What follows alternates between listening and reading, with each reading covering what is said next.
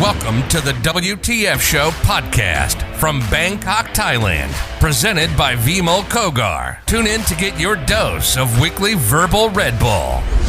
Welcome one and all to the WTF Show this week. We have Celebrity Chef Deepanker Khosla. DK, welcome to the show. Okay, DK, you are one of our most exciting guests so far. Tell us a little bit about how you started, where you come from. I come from a small town in India called Allahabad in Uttar Pradesh, and that's where I was born and raised. And I did all of my schooling there. Went to the St. Joseph's Public School, and then I did my culinary school around there in India itself before I moved to Thailand in 2014 to open the restaurant across the road here called Charcoal. And I worked with them for a couple of years when I decided that it was time to fly on my own. And I started a food truck, and that was the first 100% green food truck, sustainably driven, sustainably cooking, and I drove across Southeast Asia in that. I did Thailand, Laos, and Cambodia. And at the end of that journey, that was a year long, I came back and I started Haoma, and rest is history. Okay, so let's move backward a little bit. Yeah. Tell us about your training. How did you become a chef? From the part of India I come from, being a chef is not a profession. Okay. It's something that you do for a hobby. So when my grandparents found out that I was going to hotel school, there was a mad sense of disappointment in the air in the house. However, my mom, the revolutionary that she is, she pushed me to do that. We come from a background where you either go to the army or you either become an engineer, the third thing you could do is become a scientist, and that's what my brother is. My brother is a scientist with Marlboro in Switzerland. And just the food in the house that was being cooked was of a different level altogether. I come from the epicenter of the Awadhi cuisine. Lucknow, Allahabad were the centers of where Akbar and all the Nawabs were located. The Mughal Empire was prospering in that area. And once the Mughal Empire decimated, they left behind these hoards. Like a Mughal emperor would have over 500 cooks in his royal kitchens. So when Akbar retreated from Allahabad, he left behind most of those people, and they started these small shops. So my childhood was eating in these small shops and actually eating food, which is now the legend that is cooked across the globe, known as whatever you know of Indian food. Any kind of curry or any kind of kebab or these leavened breads that you eat today all originated in the area I was born in. So that had a very severe impact on the cooking in our households, what I grew up with. Trust me, my grandmom's and mom's food was not the average home cooked food. Like I don't really remember as a child pushing the plate away. You know, when I believe you. when your friends tell you that the food at home used to be it used to be a torture eating that stuff. I think otherwise. I think that was a very defining moment of where I decided that this could be something that I could pursue, because even today when me and my brother go back home in Allahabad, we open the casseroles of the sabzis and the rotis on the table, and we just smell them. That smell of love, that smell of passion, that smell of empathy that your mom and your grandmother cook with. I think that's what drove me to be who I am today, to be the chef I am and the food I'm cooking. Okay, so I'm going to ask you maybe a question that you didn't expect. Right. Your ratatouille dish. So Yes. the French have this dish called the ratatouille, which the Yes. peasants eat and the poor people eat. That's right. So you tell me, what was your ratatouille dish growing up? My ratatouille dish, just like what the peasants in Europe were eating, the peasants in India were eating the biryani. And I very recently did an entire show on CNN International on the biryani that comes from my hometown. And that was actually my dish. So we live in Allahabad, which translated means Allah Kabad, a city that has been instilled by Allah himself. So the Muslim cuisine is strong in our area, strong to a level where you could know when the biryani shop has already started serving. Yeah, the 5:30 p.m. azan would happen. You could hear the loudspeakers from the masjids going on, and at that moment you knew that in 10 minutes you'd have the freshest biryani on the streets of Allahabad. Wow. And we would go out there, and an 8 rupees, that's 4 baht today. And I'm not talking about 20 years ago. I'm talking about 4 or 5 years from now when I was eating on the streets whenever I go back home. And we'd know that the biryani was being served. And a rich man driving his S-Class and a poor rickshaw puller alike would stop at this shop called Madina Hotel and would buy biryani from there in the evening. And that is what my ratatouille is. And that is what led me to make the biryani as the signature dish in Haoma as well. Again, I'm going to be a little bit of a pain in the ass. Can you please. describe this biryani? What does it contain? How you eat it? The biryani that comes from our region of Allahabad and Lucknow is called the Awadhi biryani. Do you want me to get into the story? The story is beautiful, actually. Please, I would love to tell the audience about it. Tell the story. Please. There was an emperor, Nawab. His name was Asfat Dut Aula. He was the second son of Shah Jahan, who built the Taj Mahal, and he built the Imam Bara, the biggest mausoleum in India. And there were 10,000 people from in and around of Allahabad and Lucknow who were working as laborers, masons, architects in the construction sites. And he decided that anybody who is working on building his dream architecture, his dream project, should not go hungry. And he ordered his chef to create a dish that would suffice everybody's hunger, 1 meal a day that could cover everybody's nutrition, that could satiate everybody's hunger. So they took rice, lots of basmati, beautiful, that grows in our region. One of the best basmatis comes from the Ganga, Jamuna, Doab. That's where the Ganga and the Yamuna meet, on the banks of the city of Allahabad and Varanasi. And he took the rice, potatoes, regular vegetables, trimmings of chicken, trimmings of lamb, bones. He dunked all of them in a big giant pot. And that pot would cook for 24 hours. Is that a karai or is it's a handi. It's a full-fledged handi. It's big enough for me and you to sit in together, Vimol. Okay. It's a huge handi. So is that a clay handi? Is that how it No, works? this is made with brass. Okay. Traditionally, the cooking in Awadhi is happening in brass pots because of the reason that it adds an amount of zinc and copper to the food, which is great for your digestive system. Okay, there you go. And the emperor was on a rounds checking how well the building was constructed. And this, as you know, as all of us Indians know, the biryani is cooked in a seal, and the seal popped open, and he got the whiff of this dish that was being cooked, and that was the birth of the dum pukt biryani, or the dum biryani, as we know as the world famous biryani. Right. Dum pukt means cook on slow flame, dum. And pukt means on slow charcoal fire. And that is how all of our food is cooked. And that's how the signature biryani at Haoma is cooked as well. Oh my God, you've made me hungry. Yeah. Oh my God, I think I might need to take a food break right now. DK, tell me now about your how you moved to Thailand. How did this happen? Were you recruited? How did this work? Yeah, I was working with the Luxury Collection hotels in Mumbai at that time. It was my 5th year with them. I started my career back in 2009 with them.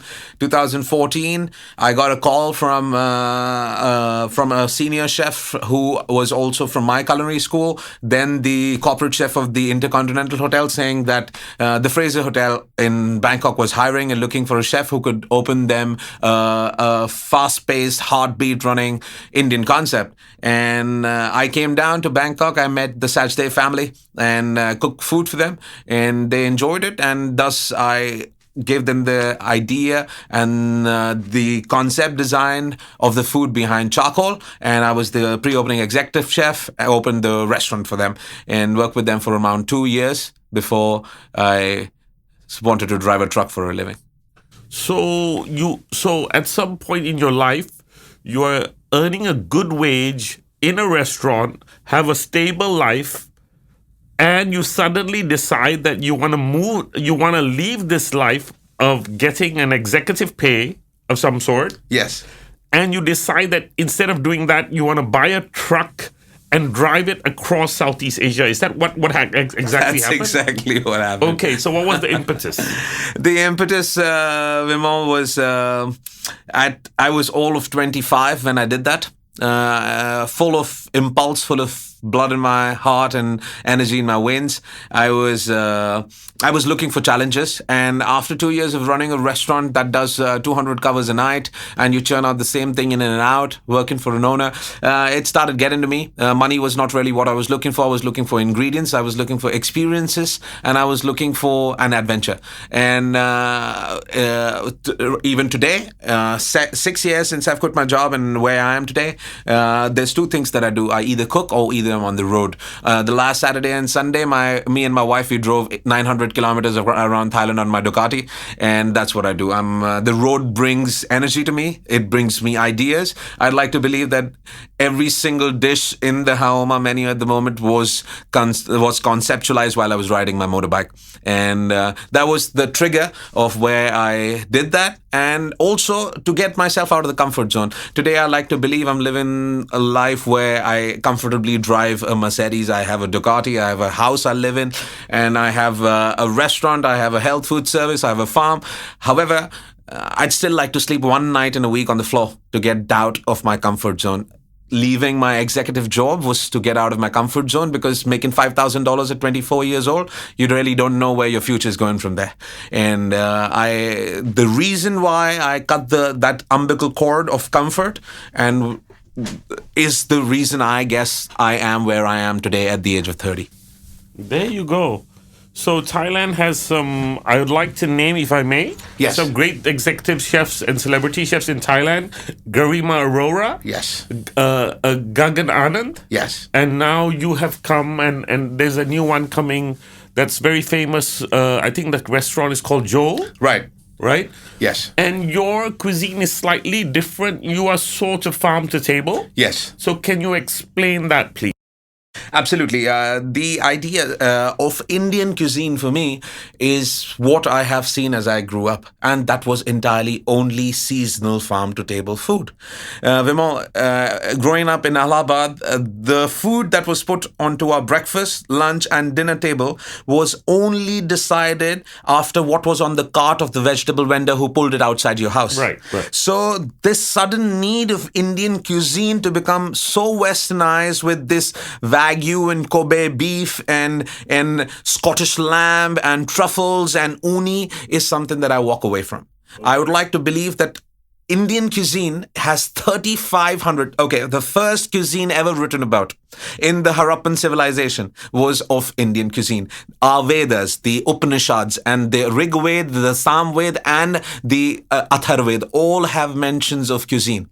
So food is a very important part of our heritage. The cuisine that I cook at Haoma, we call it Neo-Indian. Food of India, pre-colonization.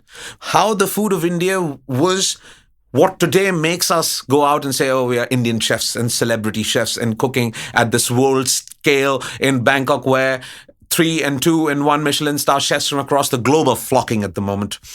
The food comes from your heritage, your culture, and your roots. Forgetting that and moving ahead in a dimension which pleases diners because of how expensive the ingredient was that was put on your plate is something that we do not believe in at Haoma. And farm to table is not a gimmick there. It is how Indian food is cooked. If you go to India and you eat at a restaurant in a small town like ours, or you go to New Delhi and eat at a real restaurant that, like say Moti Mahal, they change their menu with seasonality. Right. In the winters, there is carrots, so gajar halwa is available. In the summer, there is no carrots, so there is no gajar halwa available. Right. In the winters, there is shalgam, there's turnips, there's kohlrabi, so you get them on the menu. In the summer, when that fades away, you don't get them. So it's as simple as that. And when was I sitting in my hometown in Allahabad eating Jaipur lamb? Or when was I eating beef that was flown down from Japan? So suddenly, how is my cuisine?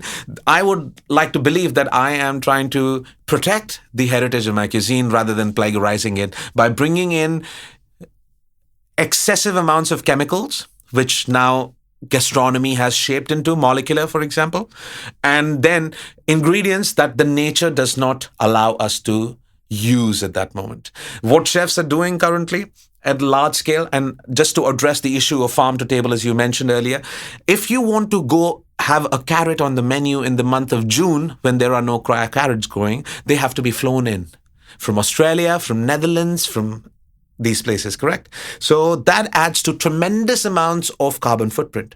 I would rather respect the nature, respect the environment that I'm in, and change the menu. How hard is it to put 2 new dishes on the menu? You know what I'm saying? So that is where at Haoma we very diligently work with the nature, not against the nature. Our farm, we have a 5-rai farm in Hongdong in near Chiang Mai.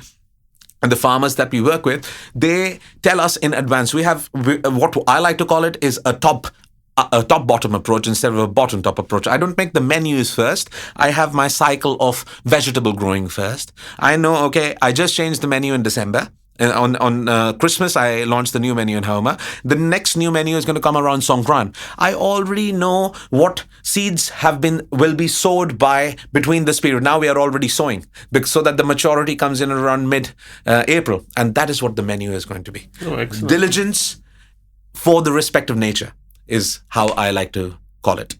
So can you describe to me a starter, a main, and a dessert that sort of came from inspirations that you've had from the past? Absolutely. Currently, we are doing a dish in the first, like when you sit down at Haoma, the first thing that comes to your table is called disha. And it's a disha in Sanskrit means directions. And whenever we cook Indian food, I'd always been of this perception. I've traveled far and abroad. And whenever I go to Indian restaurants, there is one thing in common. They're either South Indian or North Indian restaurants. Why have we forgotten the East and the West? So my journey across India, my 4 favorite things. So when I finished college, as I was speaking about a little bit earlier about my love for the road, I took my TVS motorbike from Karnataka, where I was in college, and I drove all the way to my hometown. That's 3,200 kilometers. I did that journey in 30 days. And in that journey, I deviated from the quadrant to the left into Gujarat, and then came back into the center into Madhya Pradesh, went into Bengal, and then went back home. So I took a Z journey home to be able to explore the cuisine, to be able to understand what our country is made of. And in this journey, my 4 favorite bites that I ate are the first 4 bites that you eat in the new menu right now. The first bite is from southern part of India, a Paniyaram. Paniyaram is traditionally made with Paniyaram, which is traditionally made with suji, or it's made with different elements of the southern Indian cuisine. I make it with local melons, for example. And then the second bite. So wait, yes. It's a fried, it's a steamed. What is it exactly? Absolutely not. What we have done is that we've taken a Paniyaram filling and we've slow cooked that on flame, and then we've actually encapsulated that inside a shell that is then just frozen. So when you bite, it melts into your mouth. So what are the main ingredients in a Paniyaram? Traditionally, in a Paniyaram, when you eat a southern Paniyaram, you will get some suji in there, which is the heart and soul of it. We take that suji and we blend it with melons, because that is something that I tried when I ate in Pondicherry. There you go, suji and melons. Yes, correct. Okay. Okay. Then we do a pomegranate golgappa or a puchka from Kolkata. So you want to explain to our Western audience what is a golgappa? If you've been to India and you are exiting India and immigration asks you had a golgappa, you say no, they send you back inside the country. It's a whole wheat puff that is stuffed with potatoes and different chutneys of mint and tamarind, and then we fill it with a water called jaljeera, which is made with the cumin and roots of coriander, and it's a nice big puff you put in your mouth and it explodes. Yes, so we do one of those with pomegranate. Then we do a dhokla, which is a fermented suji dhokla we do from the west, from Gujarat, and then coming to north to my hometown. Sorry, do you want to slow down? What's a dhokla again? Okay, sorry. So what is it made of? So dhokla is a fermented cake. So dhokla is a fermented cake of Bengal gram dal, and it is fermented with yogurt, and we also use some fruit acid in there, like Eno, for example, to give it a nice fluff, and then we just steam it, and it's flavored with curry leaves and with mustard seeds. Wow. Yes. And sounds delicious. Right. And then we come to north, my hometown, and we do a kebab. And you know, they say that a kebab is not a kebab if it doesn't melt into your mouth. So I do a galati kebab, which is actually made of mushrooms. And I serve it instead, the paratha that is served with the kebab, I turn that into a tartlet. So you can just pick it up and eat that as a galotti Oh tart. my God, Yes. that sounds delicious. Thank you. I don't know if you have reservations available for today. Tell me, in terms of the mission statement. Yes. So now you've sort of gone past the search. You've gone past the experimentation. Yes. You now have your own business, so you can decide your own menu. Yes. And I want to tell the audience that Haoma is getting the respect it deserves in Thailand. And so is DK. DK is now Celebrity Chef DK. And so now DK, you've come past that stage where you need to prove to everyone that you're a excellent chef. You don't need to prove to anyone anymore. So now what is your mission? So as I understand, you were instrumental during the start of the pandemic in helping getting people fed on your street. Yes. Tell me exactly the mission statement. With the pandemic kicking in, we started something called No One Hungry, where we've served over 100,000 meals to people in need, especially to the migrant workforce. The Burmese were our target, and also the low-income economy, the low-income communities in Thailand, like the Onnut, Sipsi Rai, or the Bangkao low-income communities. And the idea was that we know how to cook, and we can cook. And we had our patrons contribute a little bit each to be able to cook a biryani every single day for anybody who was in need. And you could come, knock our door, and you can get food. Because as you know, the pandemic hit the hospitality industry first, which was shut down overnight, and hundreds and thousands, and now I would like to believe closely around 500,000 workers would have lost their jobs. At least the hotels are still not open. Everybody has shed their workforces. Diners in our restaurants are down by 50% because Mondays, Tuesdays, and Wednesdays were always filled by Singapore, Hong Kong, Japan, and the travelers coming in. You're living in the city, you do not go out with your wife on a Monday night for dinner. And this is something that we do, and now it's become a mission of what we do. If you ask me in totality, in what direction is my company, The Food by DK, headed, is to redefine the way food is being produced and consumed in Thailand. We are on a very close to be starting a full-scale future farm in Pak Chong in near Khao Yai, where we'll be working on something known as the circular economy. We will be growing our own poultry. We'll be doing our own eggs. We'll be doing our own dairy. All of our dairy products. We'll be growing all of our produce, not only just for myself. I run restaurant Haoma, and my wife, Chandni Gulrajani, owns Ministry of Crab. And the two restaurants that we have, then a thick 100 people, thick health food delivery service called NutriChef that caters to people with ailments, with cancer, with diabetes. We cook regenerative food for them to be growing produce for that. All of this that I'm speaking about on blockchain technology, so that you can track the seed till the time you put it in your mouth of what really went into it, what was the nutrition, the god of transparency. So that is the direction that my business, my mission, to be able to make it so transparent that you and me deserve to know what we are putting in our mouths and what we are putting in the mouths of our children. And that is what I'm working for in the next 3 to 5 years.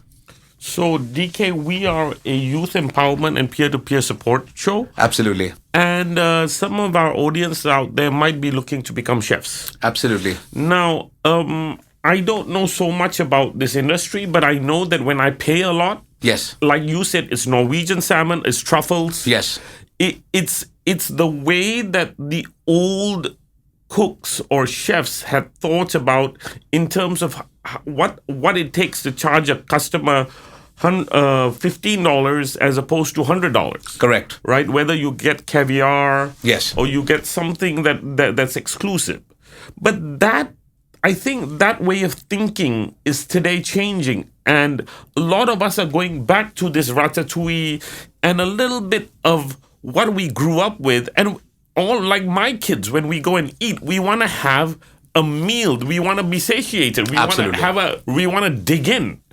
So these 8 courses, 12 courses, where you get one bite of this Absolutely. tiny thing, it doesn't sort of fit our lifestyle. Yes. Where have these young kids? How can you advise these young kids in terms of how they should follow their passions? You are absolutely right, Vimol. In the quest of finding the exclusive to put onto your plate to charge you the dollar, I think the industry went a little bit too far.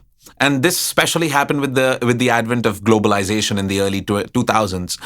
However, what was exclusive 10 years ago is not exclusive anymore. Tell me, you don't have to go to the Mandarin Oriental only to get some caviar anymore. You can get it at any restaurant you walk into. You don't have to earlier, Japanese omakase, getting the finest Japanese fish was a luxury. Now there's 130 omakase restaurants in Bangkok. So it's not really a luxury anymore. And that is why I think the paradigm shift that you just spoke about, that your family needs to satiate itself, cuisine should be looked as something that A, I eat because I want to fill my stomach. B, I eat because I want to nurture my body. I need the right vitamins. I need the right energy. And C, third, is the taste. A lot of times you eat something, it might not taste mind-blowing, but you don't write a comment on TripAdvisor. But now because you spent $150, it becomes personal. It becomes very personal. So that is what my advice to people who are looking to become chefs is, to find first what is that they really want to cook. What is it? I'm going to take that back. My first advice to anybody who's listening and wants to pursue a career in this is become a cook before you become a chef. Because if you just want to manage a kitchen, then just go to a management school. But if you really want to cook, and cooking is what nurtures your soul, then you need to be a cook and you need to start at the bottom. If you don't know how to peel onions and cut tomatoes, how are you going to make that ratatouille anyway? So you need to start at the bottom, spend a couple of years learning the skill of the trade. And the reason why I say this, that apprentice programs, any big grand chef that you can think about today, have all started at the bottom. And the reason why they are so successful is that they know what perseverance is. We are in the business of perseverance. Hospitality from the outside looked very glamorous, but it took me 16 hours to put those 8 courses on your plate. I'm sure it did. So and you'd be surprised to know that it is after deep sea diving, it is the second most attrition-oriented career in the world. I'm sure it is. Most people drop out of these programs after spending 6 million baht on culinary schools. So it is very important to be able to understand, if you went to a fancy culinary school and you actually wanted to be a laborer's chef, it does not coincide with each other. Because you spend 6 million baht already on education, and your starting salary as an apprentice is going to be 25,000 baht, 20,000 baht. So it will take you at least 10 years to be able to get out of your debt. So if you really want to be a chef, and you really, all of those youth who are listening out there and want to really be successful chefs, they go out there and they come to kitchens like ours and spend a year to learn the tricks of the trade, and they don't need to go to no culinary school and spend that money. They can spend that money on buying top quality equipment for themselves, top quality knife, great quality books that they can persevere and burn the midnight oil and study. And that's how you become a chef. You don't become a chef by going to Paris and studying in a fancy school. You mentioned earlier on in the show about your grandmother and your mother and the influences that you had at home. Yes. And I know in my house, during prayer sessions, my mom makes a little bit of puri. Yes. And chola. Yes. And she makes something called a kara. Yes, correct. Right. And her kara is generally full of sugar. Yes. And butter. Yes. She uses fresh butter. Yes. Or she uses the ghee called QBE, which comes from Australia. Okay. Right?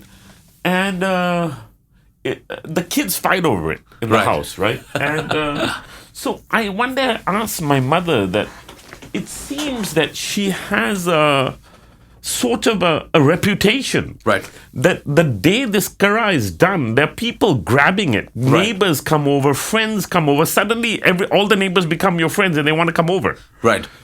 And there must be something in this ingredient. Right. Because this is something abnormal. People remember it. People 10 years down the road, 20 years down the road, I remember coming. Yeah, they said, I came to your house and your mom had made kara. Yeah. And it was really nice. And And so I said to my mom, you know, this dish that you make, Right. it's a trademark dish. What's in it? Right. And she always says love. That's correct. Right? So we Indians, we sort of come there. We sort of come from there, right? Yes.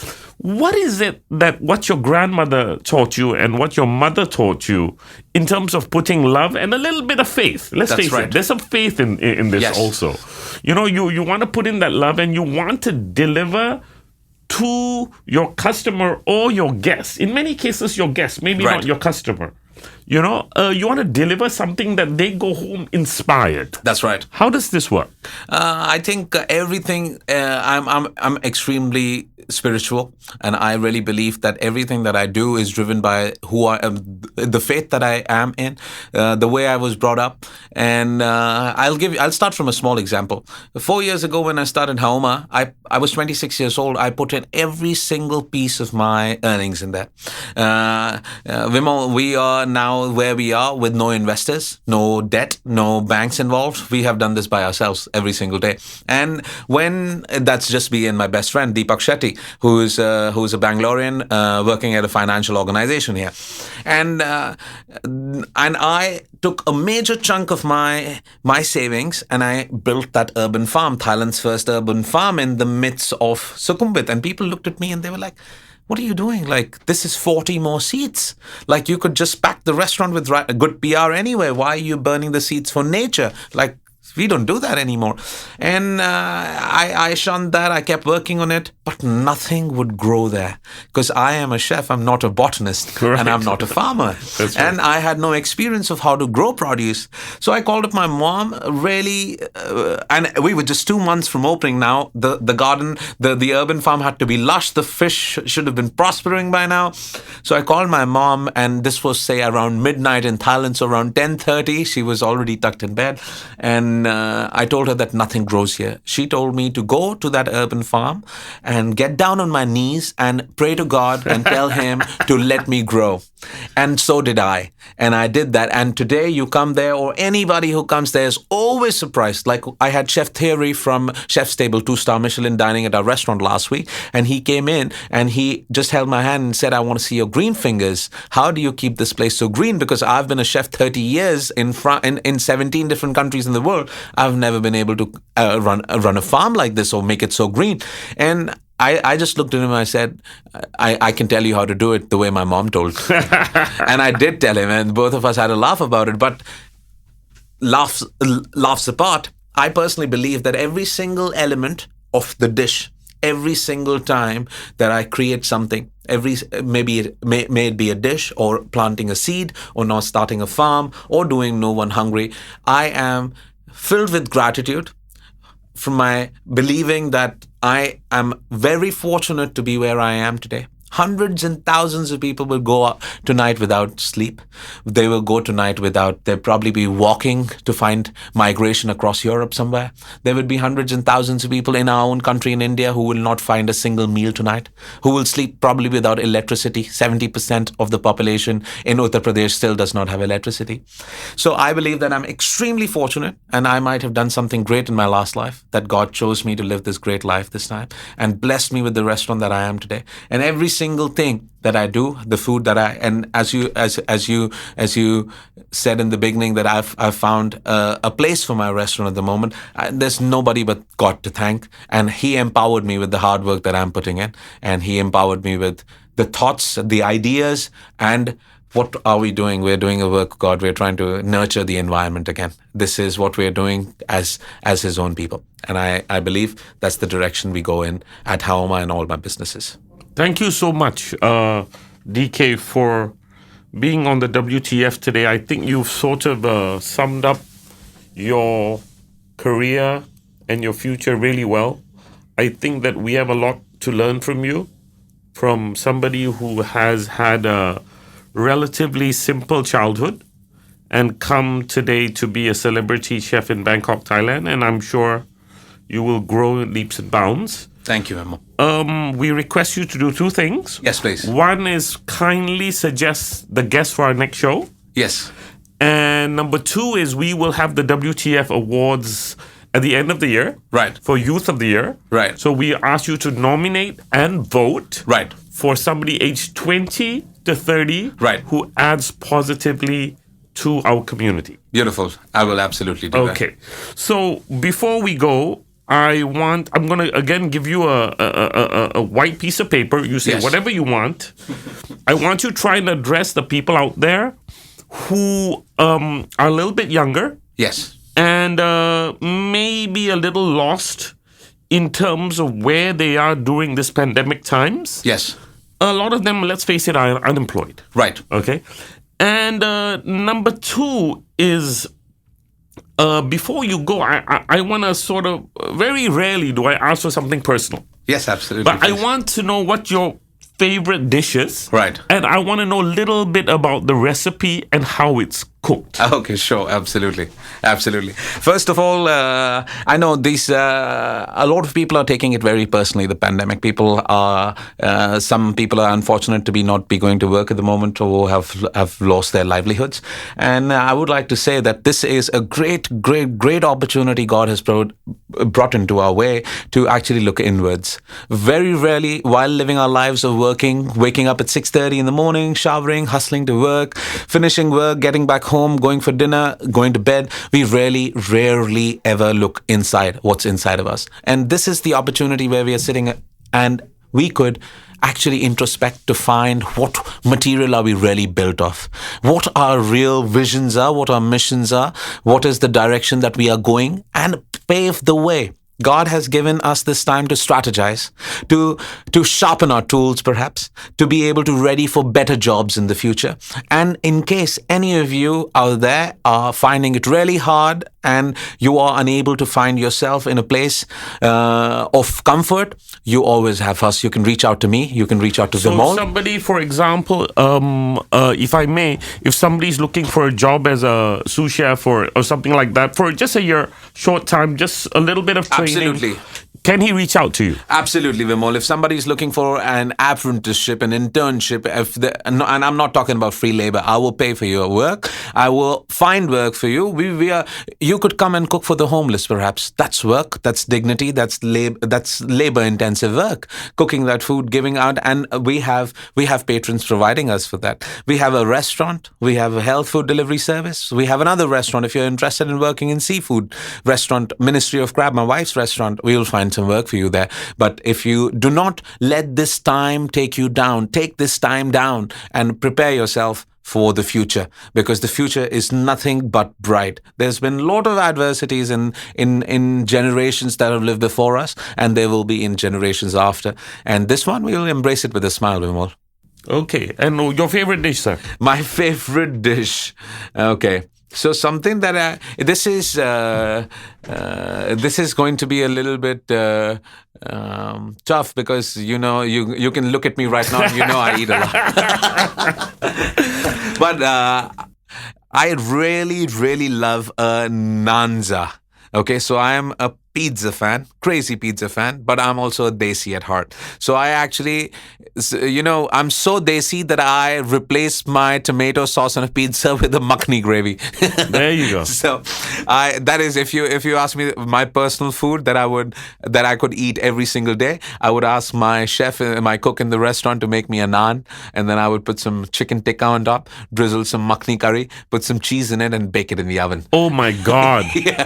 That sounds so fantastic. And then I take it out, and instead of eating it with ketchup, yes, please pardon me, I eat my pizza with ketchup. I eat the naanza with some mint chutney on the side. Oh my God. Yeah. Can you say that again? Just one last time. Say that again.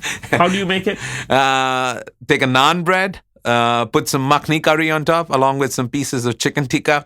Dress it with a little bit of cheese. With a little bit of cheese, I mean, you should not be able to see anything red on the bottom. And then you bake this baby at 200 degrees for 8 minutes, and comes out a beautiful nanza, is what I like to call it. This was one of my most exciting and most enjoyable interviews Celebrity Chef Deepanker Khosla at the WTF Show. Thank you so much. Thank you, Vimol. It was a pleasure. Thank you so much. Please. It was. I can feel the vibe in this, and I can smell the cumin leaves and the Thank you. and Thank the you. mustard leaves. So thank you so much for coming on, and hope to see you soon. Absolutely, Vimol. Thank you. It's a pleasure. Thank you very much. That's it from the WTF Show. Vimol and the team from WTF Show would like to thank all our sponsors. Tune in next week for another great gig with people making a difference to your future. For advertising spots, go to the WTF Show IG page and get more info or contact Vimol at 6681 616 5987.